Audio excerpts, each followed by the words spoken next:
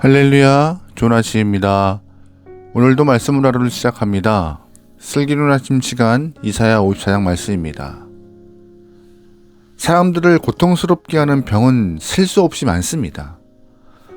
병명이 특정된 것도 있지만 이유 없이 화가 나고 화가 가라앉지 않는 병도 있어요. 우리는 그 병을 화병이라 부르죠. 화병이 왜 생기는 걸까요? 화병은요, 스트레스가 해결되지 않아서 몸과 정신의 이상이 생기는 것입니다. 오랜 시간 받은 그런 상처가 해결받지 못하고 더 나아가서 하소연할 곳도 없다 보니 상처가 나를 찌르는 것이죠. 물질 때문에 고통받는 사람들은 돈이 많이 벌려서 원하는 만큼 써야 하는데 그 길이 요원하지 않기 때문에 병이 되기도 하고, 자식 때문에 어려움을 겪은 분들은 자식이 잘 되어서 자랑거리 돼야 하는데 그렇지 못해서 병이 나기도 합니다. 그러나 하나님을 인격적으로 만나면 이 화병으로 소화했던 것들, 마음 한구석에 쌓여있던 감정의 찌꺼기들이 모두 부질없는 것임을 깨닫게 됩니다.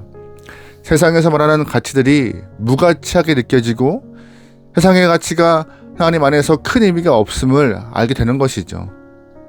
믿음이 바로 서고 하나님과의 관계가 세워지면 지금까지 추구했던 모든 가치들이 새롭게 재정립됩니다.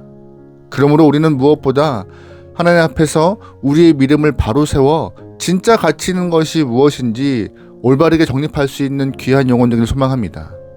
아멘. 오늘 이사야 54장 말씀에서 보면은요, 이스라엘 백성들의 한이 서려 있습니다. 그래서 하나님께서는 이스라엘 백성들의 한을 풀어주기 위해서 하나님을 찾고 무너진 여호와의 신앙을 바로 정립하라고 말씀하세요. 1절 말씀입니다. 잉태하지 못하며 출산하지 못한 너는 노래할지어다. 산고를 겪지 못한 너는 외쳐 노래할지어다. 이는 홀로 된 여인의 자식이 남편 있는 자의 자식보다 많음이라. 여호와께서 말씀하셨느니라. 아멘. 이스라엘 백성들을 여인에 비유하고 있습니다. 잘 보시면 어떤 여인이에요? 아이를 낳지 못하는 여인이라 말하고 있는 것이에요.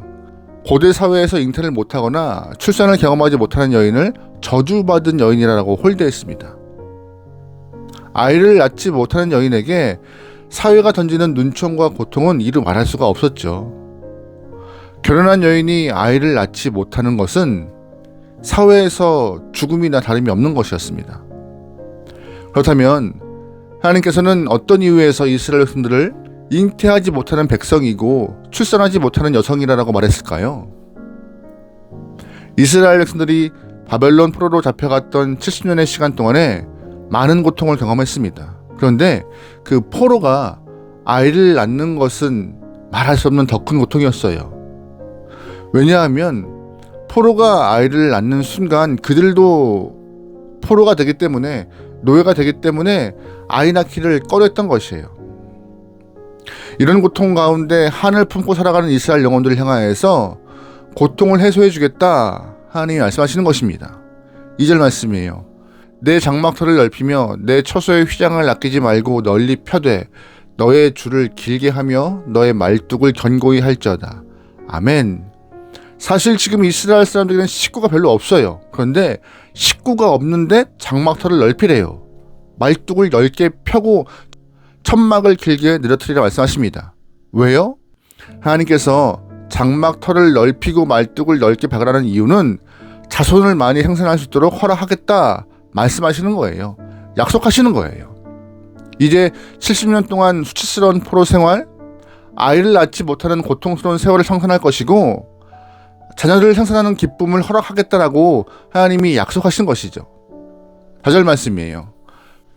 두려워 말라. 네가 수치를 당하지 아니하리라. 놀라지 말라. 네가 부끄러움을 보지 아니하리라. 네가 내 젊을 때의 수치를 잊겠고 과부 때의 치욕을 다시 기억함이 없으리니 이는 너를 지으신 이가 내 남편이시라. 그의 이름은 만군의 여호와시며 내 구속자는 이스라엘 거룩한 이시라. 그는 온 땅의 하나님이라. 일컬음을 받으실 것이라. 아멘.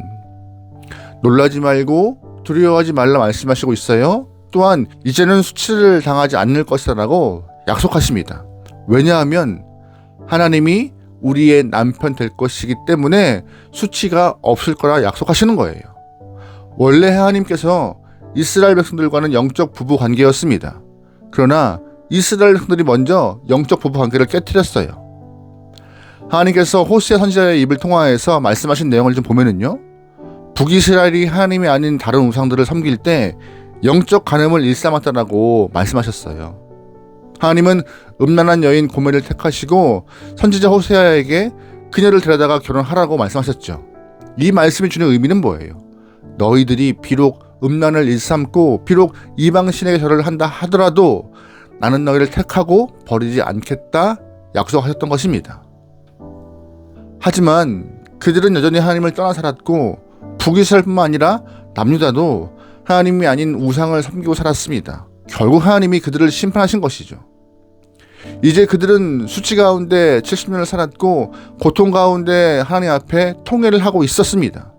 그래서 하나님이 이제는 내가 너희와 새로운 관계를 회복하겠다라고 선포하시고 약속하신 거였어요. 잠시 내가 너희를 버렸으나 다시 나는 너의 남편이 되겠다라고 약속하신 내용인 것이죠. 7절 말씀이에요.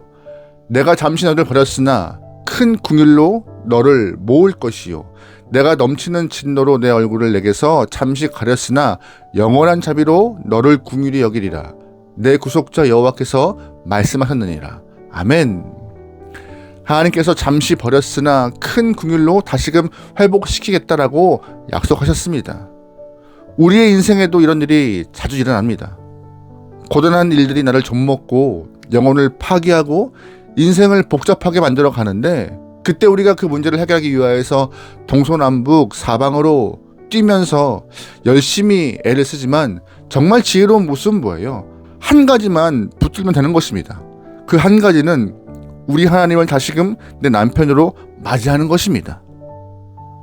하나님을 향한 믿음, 여호와 신앙을 붙드는 것이 인생에서 일어나는 여러 문제들을 해결하는 것 중에 가장 중요한 열쇠이며 모든 것을 풀어갈 수 있는 핵심 키워드라고 우리는 기억하고 알아야 하는 것이에요.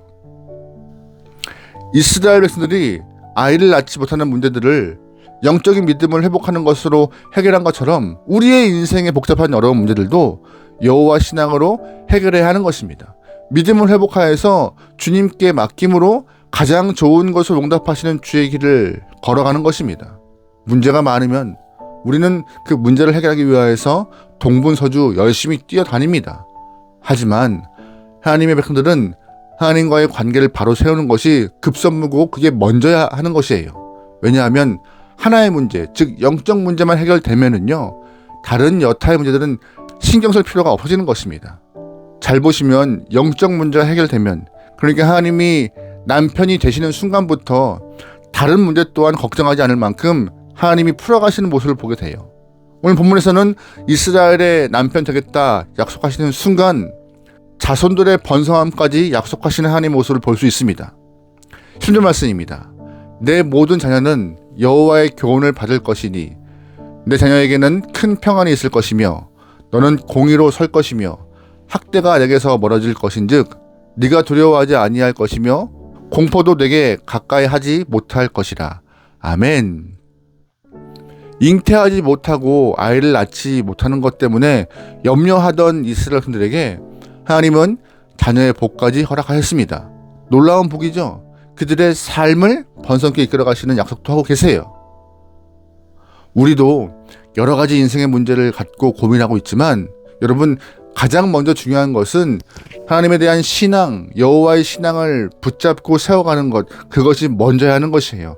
그게 해결되면 그 다음 문제, 그 다음 문제, 그 다음 문제는 다 알아서 주 안에서 가장 좋은 모습으로 해결될 것입니다. 여호와의 신앙 문제가 해결된다면은, 하나님을 향한 믿음이 잘 선다면은 가장 큰 문제가 해결되는 것이니까는요. 다른 인생의 여타 문제들은 또한 주의 역사 안에서 인도함을 받을 것입니다. 여러분, 그러기에 하나님을 향한 믿음으로 무장하여서 진정한 가치가 무엇인지 바로 정립할 수 있는 귀한 영혼, 또한 하나님과 믿음의 길을 걸어가서 주의 동행하심과 형통함을 경험할 수 있는 여러분의 하루 되기를 주의로 축원합니다. 아멘. 기도하시겠습니다. 사랑하는 하나님, 하나님의 손길을 기대하오니 우리의 손을 잡고 인도하여 주시옵소서.